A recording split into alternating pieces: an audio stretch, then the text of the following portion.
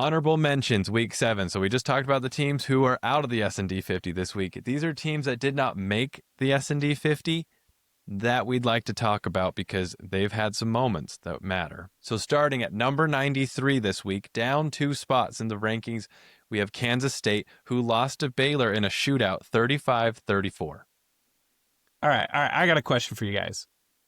Can you tell me, if you take out Kansas State's win against FCS North Dakota, which we've already established is a really good North Dakota school, so no discredit for that, but let's just look at their FBS games. That's 5 games in which Kansas State has gone 1-4.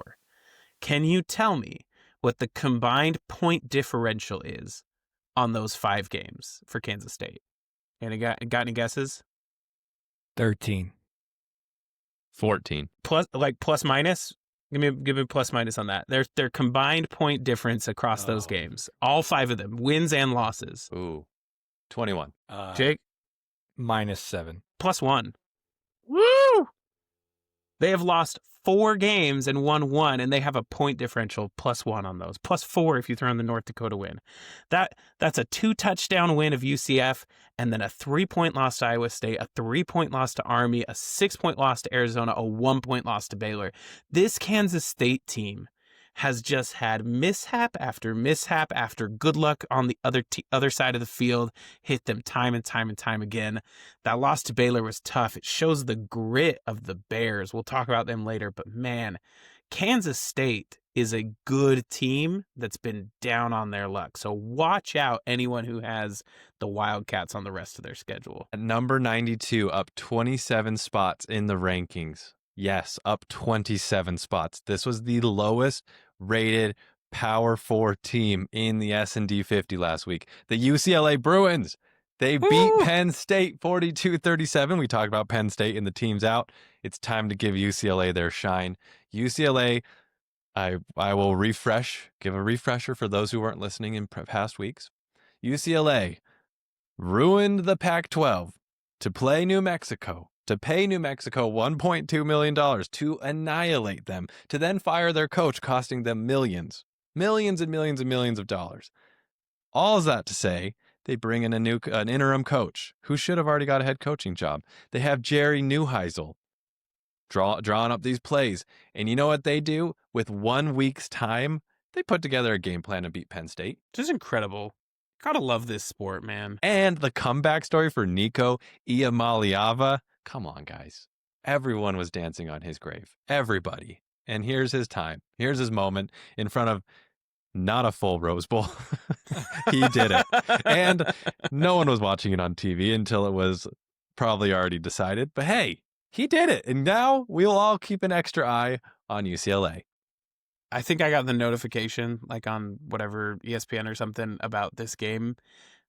And it was like late in the 3rd quarter before they notified me, despite the fact that UCLA was leading for a lot of this game.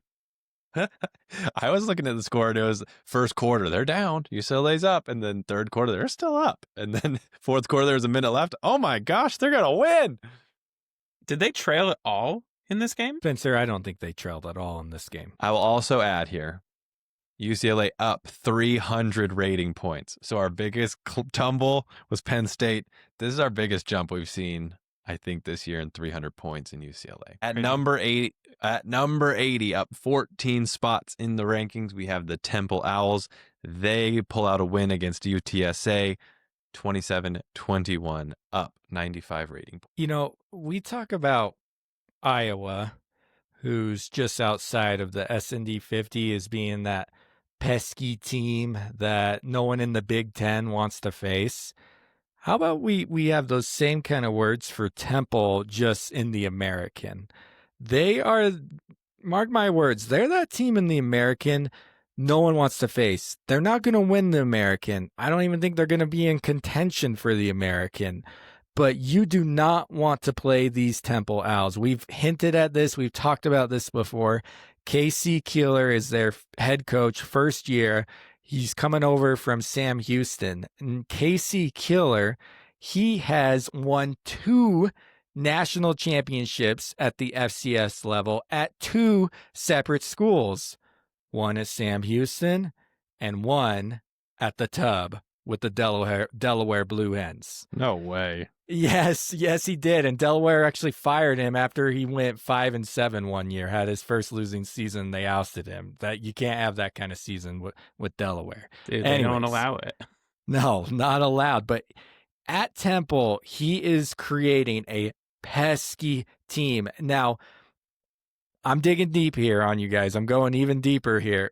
Casey Keeler, when he was with Sam Houston, the first year they made the jump to FBS, they went 3-9.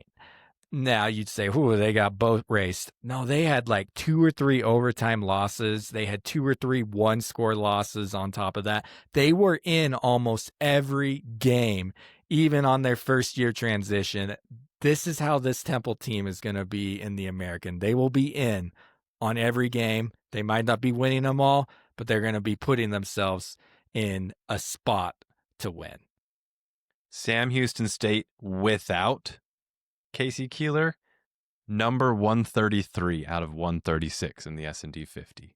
And on top of that, Temple has been 3-9 the past 4 years. Here they're sitting at 3-2. So they can't do any worse than the past 4 years. Already got their 3 wins. It's amazing. At number 75, up 11 spots in the rankings, we have the Pitt Panthers, a team that was the lowest rated ACC team. They now sit at 75.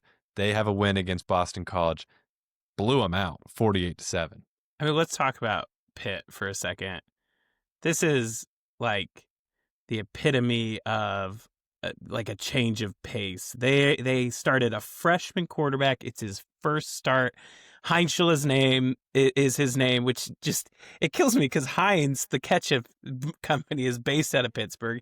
They've got a quarterback now whose name is Heinzel, and he threw for 4 touchdowns or scored 4 touchdowns in this 48-7 game. First start as a freshman. Just incredible story. It's my understanding that most people didn't see his start coming. This was just a change made on the team, surprised a lot of people. 18-year-old true freshman coming out leading Pitt for the win. I also find it interesting that now we have Bill O'Brien and Bill Belichick head coaching teams in the ACC that are both looking sad because this Pitt win now puts Boston College into the depths of the ACC. At number 56, up 10 spots in the rankings, the UConn Huskies. They have a win against FIU. The final score is 51-10. They are up 132 rating points. Seeing them at 56, mighty impressive. UConn is knocking on the door of being in the SND top 50. And not only that, they're 4-2. Both their losses have come in overtime. This team is literally a mere few plays away from being undefeated and 6-0. This UConn team is putting together a special year. They went 9-4 last year. This was Jim Mora's 100th career win as a head coach. That's bringing in his NFL experience along with all his college wins. But wow, this team is looking like a fun one to watch that can do some damage. Now they're in the independent world, so it's not like they're going to vie for a conference championship, but you don't want to face them right now, especially with their 7th-year QB, Joe Fagnano, leading the way. Hold on. How do you have a 7-year QB? He's had medical red shirts. He has the COVID year. And the dude is balling. He played 4 years at Maine, then transferred to UConn, and is now in his 3rd year. That's amazing. 3rd year at UConn. Incredible. We thought Diego Pavia's been playing forever. He's had over 1,500 yards passing. He's got 11 touchdowns, no interceptions. That's impressive. Right. And UConn is here at 56. And gosh, how cool would it have been had they got those 2 overtime wins? Because that would have put them at 6-0. But nonetheless, they're still showing that they belong. Anyone associated with UCLA, former coach, currently coaching, getting the Midas touch this weekend. True.